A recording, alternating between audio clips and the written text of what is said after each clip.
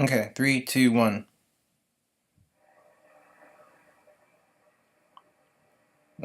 3, 2, 1. One of the basic concepts. 3, 2, 1. One of the basic special moves of chess is something called castling. And castling is going to involve two pieces, the king and the rook. And what castling does is castling ensures the maximum amount of safety of the king. Whereas, let's say if we develop our pieces like so, and then we castle, it's very hard for the opponent to break down this defensive matrix with the three pawns in a line. The knight here defending, which actually defends as the key defender of this h2 square.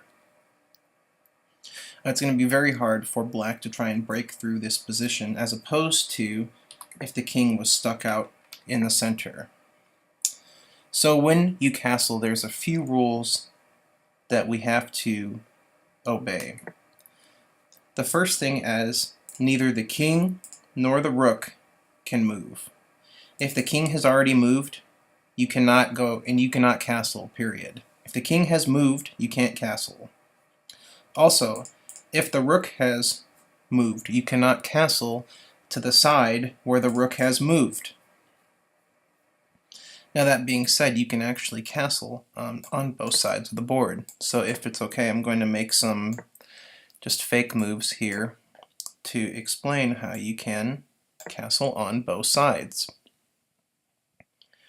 So let's take a look at black right now. Right now, black's king has never moved, the rook has never moved, and there are no pieces that the king would have to cross through in order to castle. For example, although this bishop is bearing down on f7 and kind of the king does not have to cross directly in front of the path of the bishop, which would be illegal, to castle.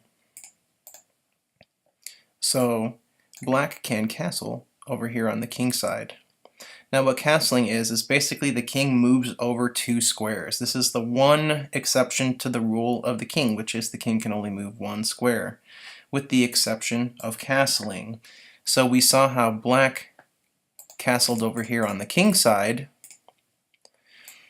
and then let's go ahead and let's make a couple more moves just to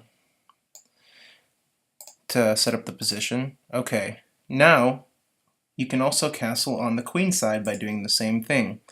Remember that the king hasn't moved, this rook hasn't moved, and there are no pieces that are owned by black that obstruct the king's ability to be able to move over in this general direction. So castling queenside is the same as castling kingside, whereas black moved the king over two squares on this side. White could do the same thing, but you can also castle on the queen side by doing the same thing. You move the king over two, and then you pop the rook on the other side of the king. So in either way, the king moves over two squares. Black did it on the king side, white did it on the queen side, and then you put the rook on the opposite side of the king.